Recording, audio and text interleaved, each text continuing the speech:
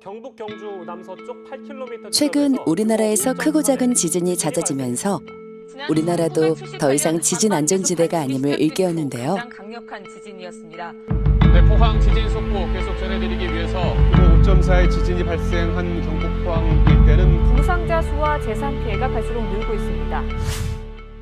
우리나라에서 자주 발생하는 지진, 태풍과 홍수와 같은 자연재해에 대해서 알아보고 내 가족과 고객을 지키기 위해서 어떻게 행동해야 하는지 지금부터 알아볼까요?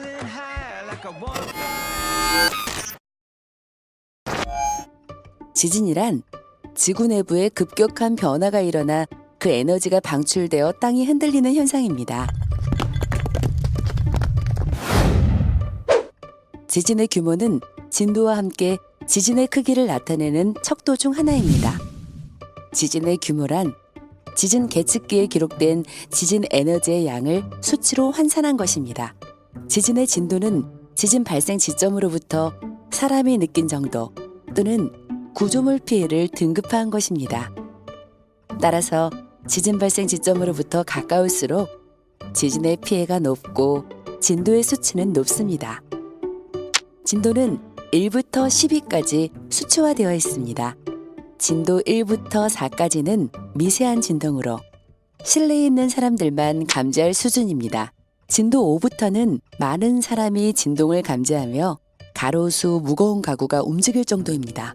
진도 7 이후부터는 많은 사람이 지진의 공포를 느끼며 진도 9부터는 굴뚝이 무너지거나 건물의 붕괴가 일어날 수 있습니다. 우리나라 지진 관측 이래 역대 최고 규모는 2016년 9월 12일 경주에서 발생한 규모 5.8과 2017년 11월 15일 규모 5.4의 지진이 발생했습니다. 최근 2018년 10월 17일에는 논산에서 규모 2.0의 지진이 발생하는 등 이제는 지진의 안전지대가 아님을 알 수 있습니다. 경주와 포항에서 지진이 발생하였을 때 기상청으로부터 재난문자를 받으셨을 텐데요. 우리나라는 규모 4 이상의 지진이 관측되었을 때 전국으로 재난문자를 송출합니다. 규모 3.0에서 3.9의 지진은 발생 지역 50km 이내로만 재난문자를 송출합니다.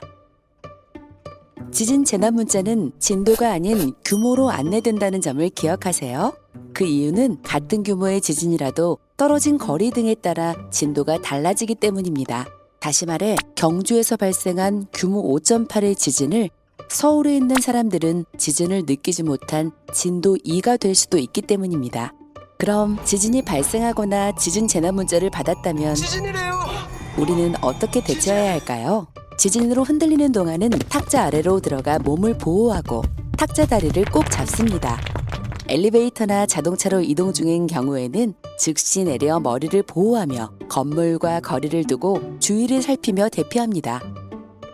흔들림이 멈췄다면 여진으로부터 대피하는 것이 가장 중요합니다.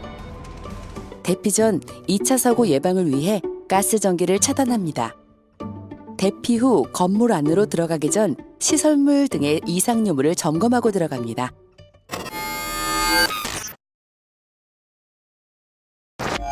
태풍은 발생 해역에 따라 다른 이름으로 불립니다. 태평양 남서부에서 발생하여 우리나라 쪽으로 불어오는 것을 태풍, 북중미에서 발생하는 것은 허리케인 등 다양한 이름으로 불립니다. 한편 태풍은 27도 이상의 해면에서 주로 발생하기 때문에 여름에 주로 발생합니다. 태풍의 구분은 최대 풍속이 초속 17m 이상인 열대저기압 모두를 태풍이라고 부릅니다. 태풍은 태풍의 중심 부근의 최대 풍속에 따라 강도를 단계별로 분류합니다. 강도 구분은 약, 중, 강, 매우 강으로 총 4단계로 나뉘어집니다. 태풍의 크기 분류는 태풍 중심으로부터 초속 15m의 바람이 부는 곳까지의 거리로 분류합니다. 크기 구분은 소형, 중형, 대형, 초대형으로 총 4단계별로 구분합니다. 태풍에 동반된 엄청난 폭우로 홍수가 나서 많은 피해를 입기도 합니다. 우리나라 역대 최고 규모의 태풍 피해는 2007년 9월에 제주도를 강타한 태풍 나리가 있습니다. 태풍 나리는 제주도를 지나면서 3일간 200에서 650mm의 비를 쏟고 인명피해 16명, 재산피해 1,592억 원을 낳는 등 큰 피해를 불러왔습니다. 당시 태풍 나리는 최대 풍속 초속 40m의 강도, 매우 강의 세력으로 통과하였습니다. 최대 풍속이 초속 40m라고 하면 대체 어느 정도의 파괴력을 갖고 있을까요? 풍속이 초속 40m라면 태풍의 강도는 강입니다. 강단계의 태풍은 사람이 날아갈 정도의 파괴력을 가지고 있습니다. 태풍 피해, 어떻게 하면 사전에 예방하고 피해 규모를 줄일 수 있을까요? 태풍은 예측이 가능하기 때문에 태풍주의보와 태풍경보에 귀를 기울이는 게 중요합니다. 홍수 피해는 호우주의보와 경보에 귀를 기울여야 하는데요.